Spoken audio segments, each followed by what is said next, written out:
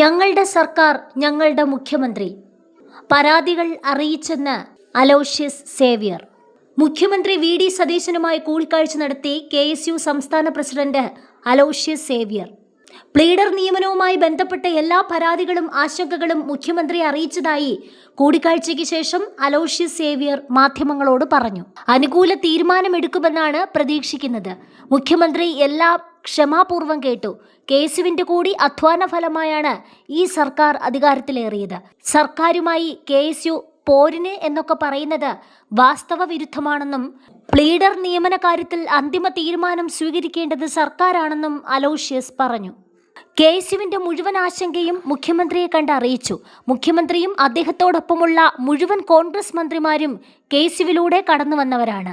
ആ വൈകാരികത ഇന്നും അവരിലുണ്ടെന്നാണ് ഞാൻ കരുതുന്നത്.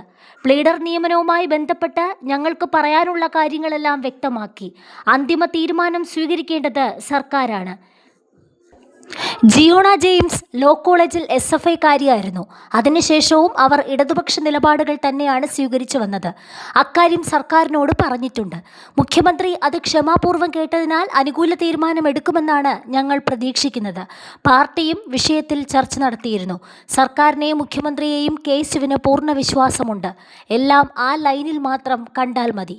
ഞങ്ങൾ ഉന്നയിച്ച വിഷയത്തിൻ്റെ മെറിറ്റും ഡീമെറിറ്റും മാറ്റിവെച്ചുകൊണ്ട് സമൂഹ മാധ്യമങ്ങളിൽ ഉണ്ടാകുന്ന ചർച്ചകൾ ശരിയല്ല. KSU സർക്കാരിനെതിരെ എന്നൊക്കെയുള്ള തരത്തിലാണ് പ്രചരണങ്ങൾ നടന്നത്. എന്നാൽ ഞങ്ങളുടെ കൂടി അധ്വാന ഫലമായാണ് ഈ സർക്കാരുകൾ അധികാരത്തിലേറിയത്. ഇത് ഞങ്ങളുടെ കൂടി സർക്കാരും മുഖ്യമന്ത്രിയുമാണ്. മുഖമില്ലാത്ത പ്രൊഫൈലുകളിൽ നിന്ന് വരുന്ന പോസ്റ്റുകൾ തെറ്റായ തരത്തിലുള്ളവയാണ്, അലോഷ്യസ് വ്യക്തമാക്കി. തിരുവനന്തപുരം ലോ കോളേജിൽ SFI പ്രവർത്തകയായിരുന്ന ജിയോണ ജെയിംസിനെ പ്ലീഡറാക്കിയ നടപടി പിൻവലിക്കണമെന്നായിരുന്നു KSUവിന്റെ ആവശ്യം.